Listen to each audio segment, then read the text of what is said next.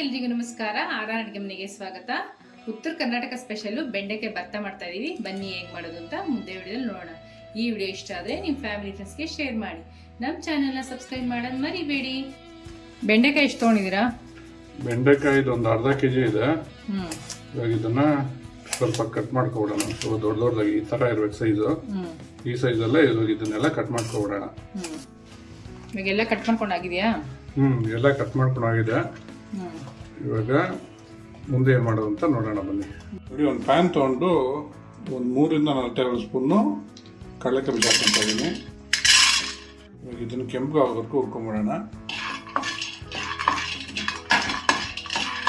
ನೋಡಿ, ಇವಾಗ ಕೆಂಪಗಾಗಿದೆ.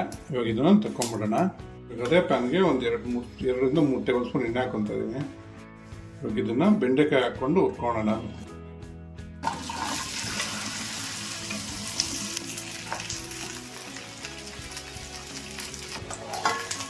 ನೋಡಿ, ಇವಾಗ ಒಂದು 30 to 40% ಬೆಂದಿದೆ.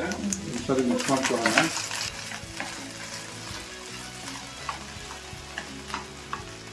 ಇವಾಗ ಇದಕ್ಕೆ ಕಟ್ ಮಾಡಿ ಇಟ್ಕೊಂಡ್ರೆ ಟೊಮೊಟೊ ಹಾಕೊತಾ ಇದ್ದೀನಿ. ಅರ್ಧ ಕೆಜಿ ಬೆಂಡೆಕಾಯಿಗೆ 3 ಟೊಮೊಟೊ ಹಾಕೊಂಡಿದ್ದೀನಿ. 1 ಗಡ್ಡೆ ಬೆಳ್ಳುಳ್ಳಿ, ಇವಾಗ 1 ಈರುಳ್ಳಿ ಕಟ್ ಮಾಡಿ ಇಟ್ಕೊಂಡಿರೋದು, ಖಾರಕ್ಕೆ ಮೆಣಸಿನ್ಕಾಯಿ. ಇದೆಲ್ಲ ಬೆಂಡೆಕಾಯಿ ಜೊತೆ ಚೆನ್ನಾಗಿ ಫ್ರೈ ಆಗಬೇಕು. ಎಲ್ಲ ಸಾಫ್ಟ್ ಆಗಬೇಕಾ? ಬೆಂಡೆಕಾಯಿ ನಾವು ಬಾಡ್ಸ್ಕೊಂತೀವಲ್ಲ ಅದೇ ಥರ ಇದೆಲ್ಲ ಬಾಡಬೇಕು.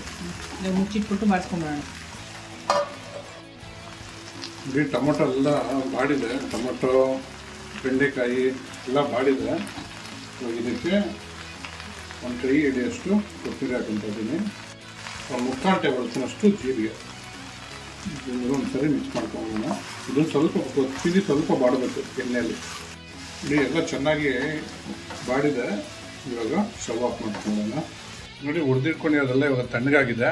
ಆರ ಅಡುಗೆ ಮನೆಯವ್ರೆ, ಆ ಟೊಮೊಟೊ ಮೇಲೆ ಸಿಪ್ಪೆ ಎಲ್ಲ ತೆಕ್ಕೊಂಬಿಡಿ.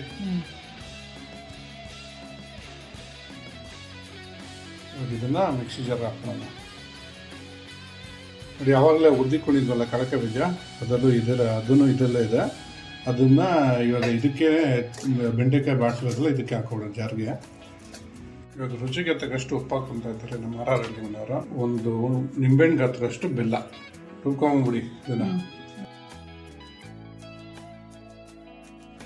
ಬೆಂಡೆಕಾಯಿ ಭರ್ತ ರೆಡಿ ಆಗಿದೆ. ಟ್ರೈ ಮಾಡಿಬಿಟ್ಟು ಹೇಗಿತ್ತು ಅಂತ ಕಮೆಂಟ್ ಬಾಕ್ಸ್ ಅಲ್ಲಿ ತಿಳಿಸಿ. Thanks for watching our video.